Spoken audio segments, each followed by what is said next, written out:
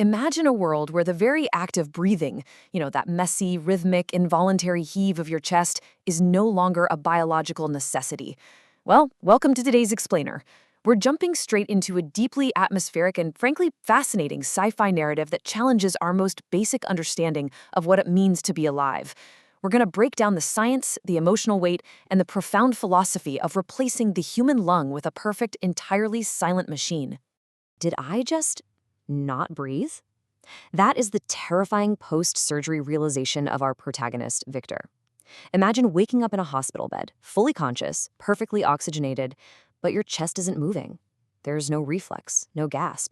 For 300 million years of evolution, breathing has been the fundamental metronome of life on Earth.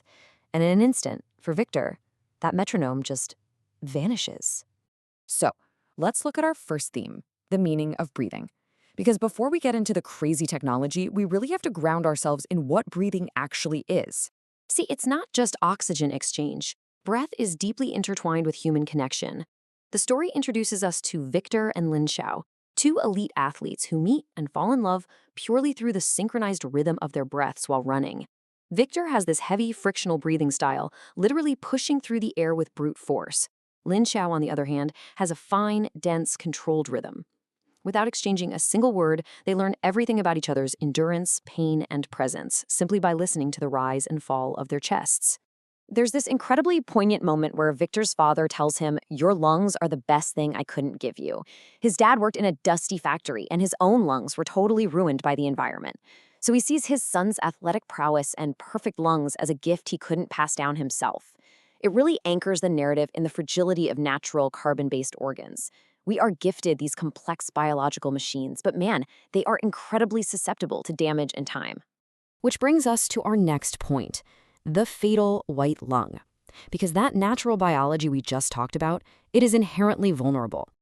The narrative suddenly shifts to a medical tragedy that strips Victor of his athletic career and his breath.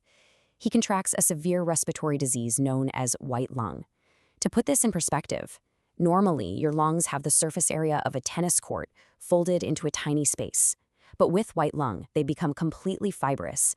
They lose all elasticity and transform from these beautiful, self-regulating organs into a useless, solid, hardened mass. The oxygen is everywhere around him, but his body forgets how to process it. He's forced onto a hospital bed, struggling for every single gasp. 99. That is Victor's position on the lung transplant waiting list. Think about what that actually means. A transplant isn't just swapping out parts like a car. It's a brutal waiting game where your survival literally requires someone else's time to run out. To move up from 99 to 98 means someone else has died. It's a terrifying countdown where biology is failing and traditional medicine just cannot keep up. And that opens the door for a radical new approach, silicon reconstruction. Enter Dr. Chen, and a complete shift in engineering philosophy. Dr. Chen realizes that trying to artificially copy millions of years of soft, self-healing biology is a losing battle. So he reimagines gas exchange from the ground up, using hard physics. He builds the system on 4 wild pillars. First, material, ultra-thin graphene membranes on a rigid silicon skeleton. Second, shape, using fractal folding to maximize surface area instead of mimicking biological shapes. Third, exchange, electrochemical reactions that force oxygen into the blood.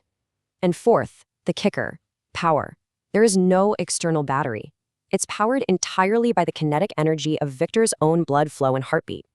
It's brilliant and incredibly efficient. But this brings up an unexpected problem: air sacs and vocalization.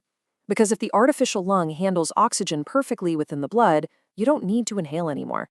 And if you don't inhale or exhale air, how do you speak? How do you sigh or laugh? Dr. Chen's workaround is to hijack existing muscle groups. He implants 5 artificial air sacs throughout Victor's body. Sacs under the armpits connect to the serratus anterior muscles for heavy airflow. The groin uses the iliopsoas for basic talking. Neck muscles control fine vocal emotions, and jaw muscles handle whispers and whistles. Victor's speech is no longer driven by a lung, but by a highly orchestrated artificial muscular symphony. The surgery itself is an intense, high-stakes countdown. Hour 1, they sever the biological lungs. By hour 3, Victor is relying entirely on external bypass machines, meaning his chest is completely empty. There are literally no lungs inside him. At hour 5, the cold, rigid silicon structure is implanted. And finally, at hour 8, internal blood flow is restored. The silicon wakes up. Which takes us to a profound paradox: the price of perfection. Victor survives the surgery, but survival comes with a deeply unexpected psychological cost. It's the ultimate contrast of two systems. Think about carbon biology. It's fragile, emotional, self-healing, and beautifully rhythmic. It breaks easily, sure, but it feels deeply. Now contrast that with silicone engineering. Stable, completely emotionless, mechanical, and perfectly silent. It never gets sick or tired, but it also completely lacks the ability to express a reflexive, uncontrolled emotional reaction.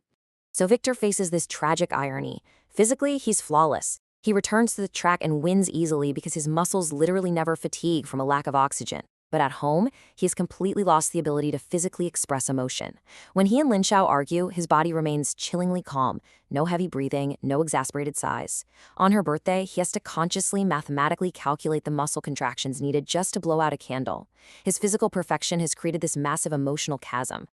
And this raises a massive societal question, a fork in evolution.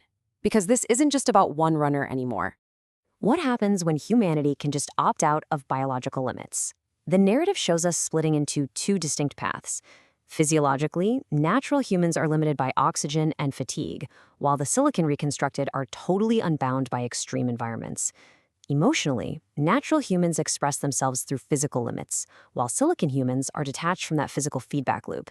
You end up with a society where one group is governed by natural decline, and the other is optimized for eternal mechanical efficiency. Which leads to this absolutely chilling image.